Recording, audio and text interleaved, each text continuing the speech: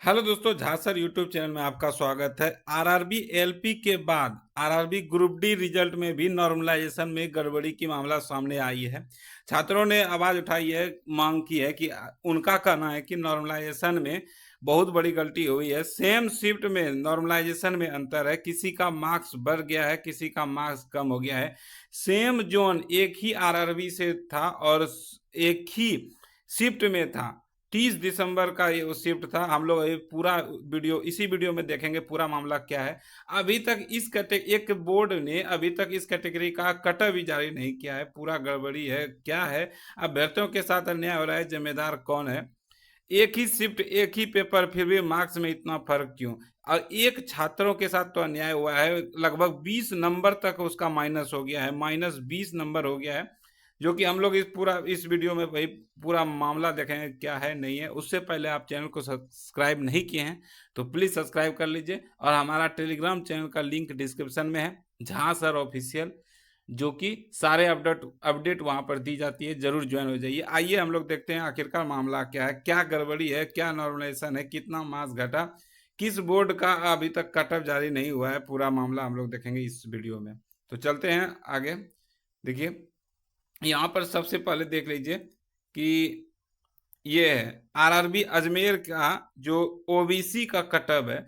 OBC का result इसमें दिया गया, ऐसा नहीं है कि रिजल्ट नहीं दिया, लेकिन अभी तक कटअप इसका जारी नहीं हुआ है। ओबीसी का कितना कटअप गया है ये जारी नहीं हुआ है। सबसे पहले तो इस ये जारी करना चाहिए रेलवे को। आरआरबी अजमेर का ओबीसी का कटअप नहीं अभी दिया है। और बहुत सा ऐसा है जिसमें कि यूआर, ऐसा बहुत सारे आरआरबी है जिसमें कि यूआर और ओबीसी का कटअप सेम हो गया है। सेम 0.3 पॉइंट कुछ अंतर है दोनों में, यूआर ओबीसी में। मतलब इतना ज्यादा मतलब बराबर नंबर कैसे हो सकता है वो यूआर और ओबीसी का, जबकि सीट 32,000 है। ऐसा नहीं है कि 5, 10, 50 सीट है जो कि बराबर हो सकता है, लेकिन 32,000 सीट पे ओबीसी यूआर का कटअप सेम कैसे हो गया? चलिए अब देखते हैं क्या नॉर्मलाइजेशन का क्या मामला है। तो यहाँ पर हम लोग खोल लिए नॉर्मलाइजेशन। देखिए, नॉर्मलाइजेशन स्कीम बाय रेलवे। सबसे पहले आप यहाँ पर देख लीजिए, ये आरआरबी अहमदाबाद है और इनका एग्जाम जो हुआ है 30 दिसंबर 2025 को हुआ है। ठीक है, इनका एग्जाम, इनके शिफ्ट में एक क्वेश्चन, 4 क्वेश्चन इग्नोर हुआ है। यहाँ पर 4 क्वेश्चन इग्नोर हुआ है। इनका जो है ये 66 नंबर लाए थे अपने मेहनत से, और जब 4 क्वेश्चन इग्नोर हुआ तो इनका हो गया 100 में प्रोरेटेड मार्क 68.75। और इनका नॉर्मलाइजेशन बढ़ाया है, कितना बढ़ाया है?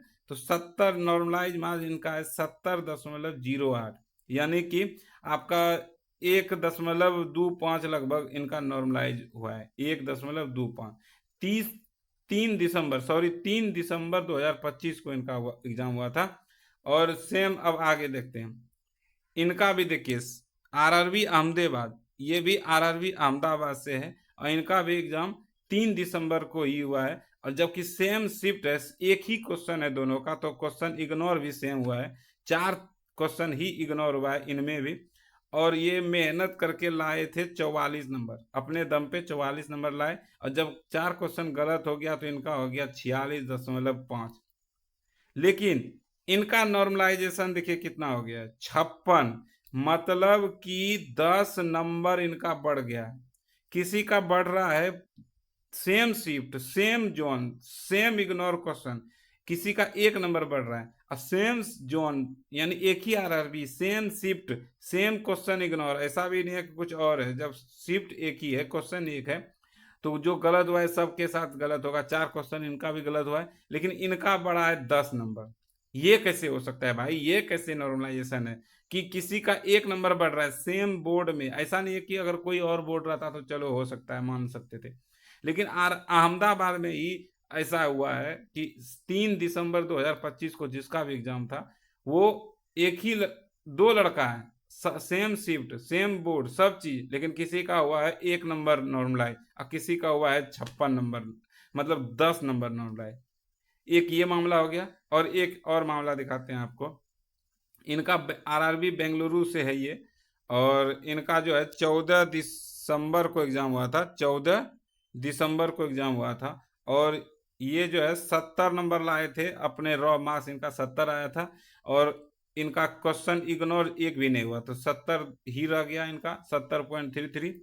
और नॉर्मलाइज मार्क्स जो है इनका 53 नंबर आ गया है, यानी 70 से घट के 53 कितना घट गया आप खुद अंदाजा लगाइए, -17 नंबर इनका माइनस हो गया।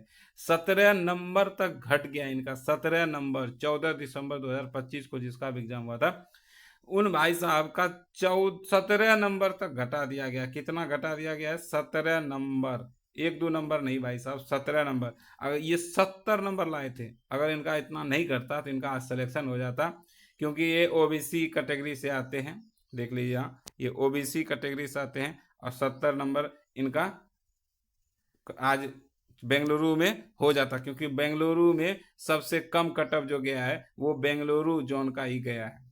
एक ये मामला हो गया। और दूसरा एक और मामला है जो कि यहाँ आरआरबी मुंबई का है। यहाँ पर मामला है कि यहाँ पर सीट है 4,672, टोटल 4,672 सीट है। और यहाँ पर रिजल्ट जो दिया गया है वो 9,837 रिजल्ट दिया गया है।